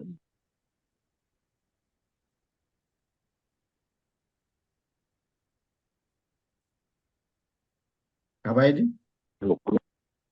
هاولا هي تخون كاويا كتسل وارد أنا هو اوكي أجي كومو المسدس في تصحف التاريخ ويتصوت وات أبزي أنتن الرماء تساد سيتن أبزي نايجهاد لسان تخمو ناي الشريعة قل تتفقبلها نبات تفوتو تخون زي تفوتو تخون كاقل نتم زي فوتو نحوي سغنقر حقي ناي الشريعة أب إريترا كاب زبن إليان أتحس كاب زنبريو ساب حجي قالو حوي كريستيان سنبدهم كلهم كلهم وشريعة الإريترا تقول إسرائيل هو شريعة دي عم نزيه نزل إريترا نتقمر الحجي إتي بحلاوي الشنخ حمس سبس ملكعة له ناي كريمينال له ناي فاني له يمزن داب اللي خيد حجي تبي إريترا زلو إتي فاميلي كود ناي شريعة يو مفتي مسلنا مفتي إريترا أكتب حالة رغيبهم لا أكتب حالة تزرب كل جزء أنتم مفتين تايو ناي شريعة تتصوعيو ترزي نخد سلطان كالو تحوات نخفرتون شريعة زبال عدلو إريترا جن أيناي سايد ناتو أيناي تشابتر it's a family code أنا بشريعة توليدي شريعة مرئي بشريعة دم تخبر صلو تجبر ترزي قالو الشريعة تمزي دوغي مردعت له السودان زريقو زنورو شريعة الكا قل انترا شريعة الكا إتكا تغرق قل أبيوز زبر الزنور النقرات نيرو نسو في كريمينال كود ناي شريعة نسو يبنان فاميلي كودين زخون السلامي استقامولي أجي خابتن زحوق سان الزنورة أبناتك نابنت زفلالي من الكا تستنيكا أبناء مهورات مسيخا في الليات أبناء أورجا مسيخا في الليات أبناء بوليسيكا تاريخون عبارتاتون إريترا مسيخا في الليات صبوت خيد حتى الزخون إننا أي نصاح أمن الحنة كمزر لها نتو بروبلم كما يكون كا أيو خم حدث تراسد انتاي مفتحي نيروكا نزي اللي عسات الزخد علي ويابتو بروغرامكم زوف أخمدرلو أو رجعوا في الليات قمين فتحوا بوليتيكاو في الليات أنتو نير أقداسي تاي سكانبر انت توصاد حن مخونة سبلا ناي جنريشن كونفليكت وناي ولودوستات في اللي ألنا زغاناتو من قدي قالوا زي نالبات انت قداسي المسيلات كا تتو اسون تبوني روبل ስለዚ ተሓመረት ናይ ኩሉ ኮለል ዝብልካ ዘለኹ ሕቶ እንታይ ክትከውን ኣብ መርሕነት ካብ ሃድናኻሲ ነዚ ፍልልያት እዚ እሞ ቁኑዕ ዘይኮነ ናይ ኣውራጃታት ኣንቲ ኣውራጃታት ምምሕዳር ይምበር ዓዲ ይኮነን ኣነ ዓደይ ኩሉ ግዛይ ወይ ዓደይ ሰንሒት ዝብለኒ እንታይ ምዃኑ ኣውራጃ ዘይፈልጥ ሰብ እዩ ዓደይ እታ መድሓኒተይ እታ መድሓኒተይ ዝኸበረታ ጥራያ ካልእ ዳ ምምሕዳር እዩ ከም ዘዝጠመና ሪኦርጋናይዝ ሪስትራክቸር እንዳግበርና ክንከይድ ንኽእል ኢና ኣብ ናይ ፅባሕ ኤሪትራ ወዲኡ ኣለኹ ይቐኒለይ ድማ ሽክራን ሳልሰይቲ ዝበላ ኣብ መንጎ ይቋረፅ ነይሩ ሓንቲ ከይሰማምዑ ተሰማሚዖም ትብል እያ ካልኣይቲ ሸሪዓ ዝብል ከዘልዓ ሳልሰይቲ ልዒሉ ነይሩ ኣይሰማዕኳነ እንታይ ጀማት ሳልሰይቲ ናይ ብዛዕባ ኣውራጃውነት ትብል እያ ንሳስ እንታይ መፍትሒ ኣሎ ፍልልያት ናይ ኣውራጃውነት ዕድመ ናይ ገለ ፍልልያት መፍትሒ ግን ናይ ጀነሬሽን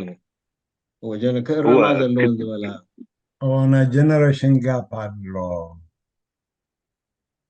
ፍልልያ ብወለዶታት ንሱ እንድሕር እሞ እቲኣ ሕቶ ሶሪ እታ ሕቶ ከም መርሕነት ከም ውድብ እንታይ ዝገብረሎ ነቲ ፕሮብለም ክንንገር ዘይኮናስ እንታይ መፍትሒ እዩ ኣለኩም ዶ ሶሪ አንቂፈካ ኖ ፀገም የለን መጀመርያ እታ ከይንሰማማዕ ተሰማሚዖም ትብል እንታያ let's agree to disagree ትብል ታሽሞያ ማለት እዩ እዚኣ ቅድሚ ቁርቦስ ኣቢለላ ነይረ ከም ብፅሑፍ ደረጃ ዝቐረበሲ ኣብ 18 ክፍለ ዘመን ገለገለ ፅሑፋት ተቐልቂላ ነይራ ማለት እዩ ንሳታ ኮንሰፕት እቲኣ ግን ኣይንሰማማዕን ኢና ፈፂምና ዘይኮነስ ኣብ ሓደ ፍሉይ ኢሹ ክትማየጥ ፀኒሕካ እሞ ንዓይ ክትዕግበኒ ዘይትኽእለሉ ኣነ እውን ክዕግበካ ኣብ ዘይክእለሉ ደረጃ ኦኬይ እንታይ ኢና ንበሃል ማለት ኣይ ሪስፔክት እንታሽሙ ሓሳብካ ግን ኣይድግፎን እየ ንስኻ እውን ከምኡ ትብለኒ ኦኬይ ከምዘይተሰማምዓና እሞ እዚኣ ንሰማማዕ ለስ ሙቭ ኦን ኣብ ካልእ ንኺድ እያ ታሽሙ ትርጉማ ማለት እዩ ግን ንሕና እቲ ሓንቲ ኮንሰፕት ከምዚ ኢሎም ምስ ተባህለ ከም ምንታይ ኢና ወሲድናያ ኣብ ዝኾነ ኢሹ ጠቕላላ ኩሉ ከይንሰማማዕ ተሰማምዕና ኢና ኩሉ ዘረባ ብሓፈሽኡ ንወስዶ ኣቶ ወልደኣብ እውን ከም ኢሎማ ከም ዝበሃል ንሶም እውን ኣሉታ ከም ዝሃቡላ ጠቂሰ ኣለኹ ኣብኣ ማለት እዩ ኣብቲ ሓንቲ ወይ ክጠቅስ ከለኹ ብዛዕባ ናይ ሸሪዓ ዝበልካዮ ይፈልጥ እየ እቲ ፋሚሊ ሎ ወላ ኣብቲ ታሽሙ እውን ኣብ ክርስቲያን እውን ቃል ኪዳን ክትኣስር ከለኻ ቤተክርስትያን ድዩ ጥምቀት ክትገብር ከለኻ በቲ ሕጊ ናይ ሃይማኖትካ ትገብሩ ውሑዳት እዮም መዘጋጃ ቤት ጥራሕ ተመዝጊቦም ዝኸዱ እንተዳ ኣለዉ ኮይኖም ማለት እዩ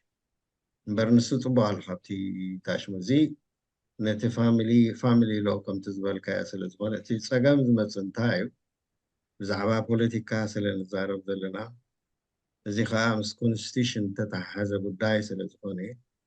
ስለዚ ምስኡ እንተደኣ ኮይኑ ከም ምንታይ ይኸውን ለሰይ ከምዚ ናይ ኣብ ግብሪ የውዕልዎ ኣይውዕልዎ ከም ናይ በዓል ስዑድያ ሕጂ ኦፊሻሊ ሸሪዓ ሕግና ይብሉ ማለት እዩ ሸሪዓ ሕግና ክብሉ ከለዉ ነቲ ፋሚሊ ታሽሙ ዘይኮነስ ጠቕላላ ምምሕዳር ናይቲ ሃገር እዩ ኣብዚ ናይ ክራይም ክኸውን ከሎ ንኣብነት ብሴፍ ታሽሙ ዝገብርሉ ግዜ ኣሎ ኣጋጣሚ ኮይኑ ካብቶም ከምኡ ዝገብሩ ፋሚሊስ ምሳይ ይሰርሕ ነይሩ እሞ ብኩርዓት እዩ ዝገልፁ ከምኡ ዝብል እቲ ብሴፍ ገለ ታሽሙ ዝገብሩስ ብኩርዓት ይገልፁ ማለት ንሃገሩ የገልግል ከም ዘሎ ገይሩ ዝገልፆ ስለዚህ እቲ ጠቕላላ ንብልና እቲ ኣቋውና ናይቲ መንግስቲ እታ ፍታሕ እንታይ እዩ ትብል እንታይ እያ ንሕና ከም ውድብ ንዛረበሉ ኢና ክሓሽ ብኸመይ ሃንድል ንግበሮ ንብል ኢና ግን ኣብ ናይ ሎሚ ዘረባና ግን እዚ ፕሮብለም እዩ ነዚ ፕሮብለም እዚ ከዓ ሓደ ሰብ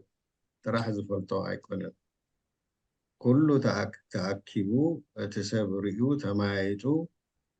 እሞዚ ዳኣ ሽግር ኮይኑ ብከምዚ ክህለ እዩ እሞዚ ዳኣ እዚ ሞ ዓብ ሽግር እዩ ከዓ ብከምዚ ንሓዞ ክትብለሉ ሰብ ክማየጠሉ ክኽእል ኣሎ ካብ ታቡ ኮይኑ ዝኸይድ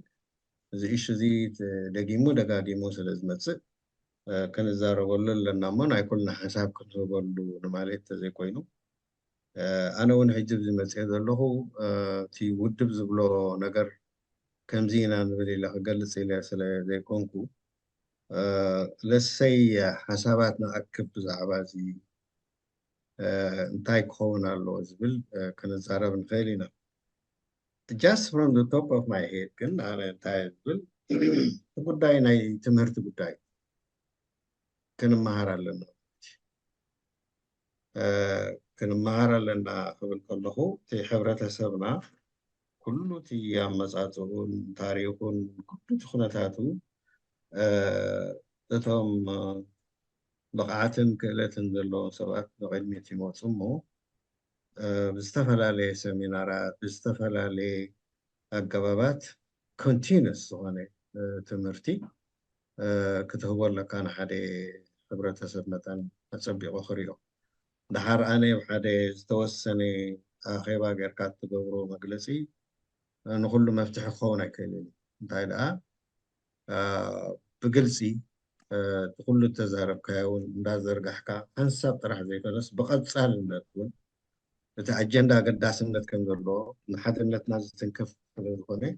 ብቐፃሊ ንክንካትዓሉ ብዝብል ጌርና እንተረኣናዮ ፅቡቅ እዩ ስለዚ እታ ንሕና ወስን ኣበላ እንታይ እያ ትምህርቲ ዘድሊ ምዃኑ ብዛዕባ ኤርትራሲ ካብ ንፈልጦስ ዘይንፈልጦ በዝሕ ናይ ኤርትራ ታሪክ ካብቶም ንፈልጦ ዘይንፈልጦ ስለ ዝበዝሕ እቶም ዝፈልጡ ከፍልጡና ንግበር ኣብ ምባል በዚኣ ወዲ ኣለኹ ኣይ ሆፕ ገለ ኮንትሪቢዩት ገይረ ጀማል ክልተ ሕቶ ናይ ንዘይ ክትሰማማዕ ምስማዕ ትብል ሕቶ ኣነ እንደ ቀሪበሉኒ ሓው ኦባዝጊ እቲ ምክንያት ከዓ እንታይ እዩ ኦብጀክቲቭ ሪያሊቲ ስለ ዝኾነ እዩ ዝጥለብ ኦብጀክቲቭ ሪያሊቲ ስለ ዝኾነ እዩ ምክንያቱ ሓደ ንኹን ክበሃል ኣይከኣልን እሱ ናይ ካልኦት ሓሳባት ምጭፍላቕ እዩ ከምቲ ኣነ ዝሓስቦ ሕሰብ ከምቲ ኣነ ዝኸዶ ኺድ ማለት እዩ እዚ ከዓ ብዓንዳ ርእሱ ጌጋ እዩ ኣብ ቃልሲ ዝጥራሕ ዘይኮነ ኣብ ሙሉእ ሕብረተሰብ ተፃዋርነት ዘጥፍእ እዩ ምክኣል ዘጥፍእ እዩ ስለ ዝኾነ ብፍላይ ኣብዚ ዘለናዮ ናይ ቃልሲ እዋን ፍልልያትና ንጎኒ ገዲፍና ኣይንሰማምዓሉ ግን ኣብቲ ጉዳይ ምድሓነ ሃገር ክንሰማማዕ ዘይከኣሉና ምክንያታት እንታይ እዮም ስለዚ እንታይ ኢና ንገብር ዘለና ነቲ ዘየሰማምዓና ንሰማምዓሉ ፅቡቕ ኣይንሰማማዕ በዚ ብጉዳይ ሃገር ግን ንሰማምዕ ክንክእል ኣለና ካብ ዝብል እዩ ዝብገስ ዘሎ እቲ ካልኣይ ከዓ ኦልሬዲ ብህብልናይ ንስ ከዓ ሰኪውላር ሶሳይቲ ምስራሕ ወይ ዕልመናዊ ሶሳይቲ ምስራሕ ብፍላይ መንግስቲ ናይ ሃይማኖት ፍልያት ዘይብሉ ሃይማኖት ኣብ መንግስታዊ ስራሓት ከይቋማጣዕ تحدى لعل تحدى خا تحت تحدى خينو كي الرأي وكي سرح نمقبارو إيوتي امبر أب تحت تكيلون كلها أمنتاتو تحدى نتخالي بزي حاسير له مجدي تختيلو صحيح ناس آخر خون كخيل الله زبلاي تحسيني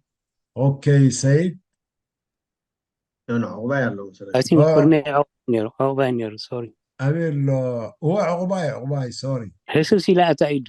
هو انت خوينا لا اذا عندي حد تاسبيتي تريانا اذا او تسالامش من سبيتي اي ترى اي تريانا هذا تاشم الله حاول سلامات عواد سلام مرحبا عقباي مرحبا تحنيو واز قد عم يتبوء دخلت تنفاني ورق لاي نقر تبعات زلوات تنفاني فتيا همزي كل جزء تنلمد دعمي تمهارنا خويني سمعني حبتي كتبتنا صدحكا ويح تاريخ تنتينكا واز قد دعمي ويح تاريخ أبت تاريخ ولا حتى أنا زفرالي يبلين مساقا أبتي أزرار بحاجن تاريخنا كما هيرناس بتاريخ سريحنا تاريخ فلتنا أب تاريخ قمنا نبرا لنا زبل لازم تزوشت كاوين سمعني أب تاريخ نبرا لنا نحناس we didn't update ourselves مالتيو نالباس أبزب بحالازي نحر تسامعكم كمساي سلمني هاب تاريخ نبرا لنا حكي إلكا أيتم هرناني إلكا جنوالتهم تمستمهرنا نمتانا نحنا خد تاريخ نفسنا حراري يوصنا سامع دمساي نفسه حدا ورقة سبس نفسه حراخ يوصي خلق سب حراخ يوصي كم ذكر وينا دي يوصي مالتي هجي هو سامع هو بصراحة صبو انتاي الكا وازقي تاريخنا ويكا ناي قعدو قالسنا بمولو أي تجمجمان حجي بخمية تجمجم أنا كبير زو ودري لأني كل ذي حصل له بخمية جمجم من يجمجم حجي أبكني excuse لا وصلنا نخيل مون إحنا أبونا نبر أي تجمجم نبرناس من يجمجم تاريخنا والدبات دين كجمجم ولا والكسبات ما تيوم اليوم تزجمجم وخان إنسان بلده بخمية كوعزنا يخل مغنيت أتيري خا انتاي صبو زخونة بوزيتيف زخونة كريديتيف كام نظام سلسة ودبات تتراني فهم درلو لكن 4 كور نتفات مسلم معهم كمان بو مجمع عيلكا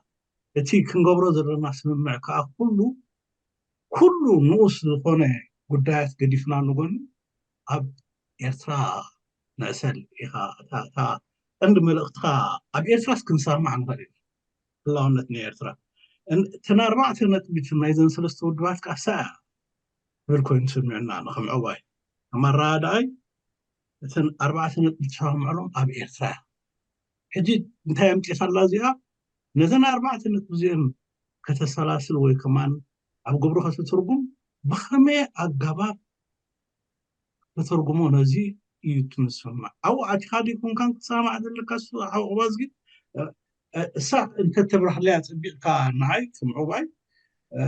حجيس لي أنا مزن 3 ودبات ودبكم من الوقت مش بايتو هم زلا فلت إني بايتو هلا وأنا بايتو تمليسة حتى كعبر مش بايتو لهم دهم يلهم أنا إلا نسبايتكم نسبايتكم ولا كومو سنة نسبة لنا كنيركم واسبا الله حجي أبزن نسلست ودبات ثاني أنا الله كان كتوكم زي كاره مخا تكور إيرترا زبل دحاس كايو مرقتي أبوه نسامع لنا كم يجي كهثور على ناس خلاص أزجارم يلا كيف زح ثانك يو بزعما تا قمقم تا تاريخ ننبر لنا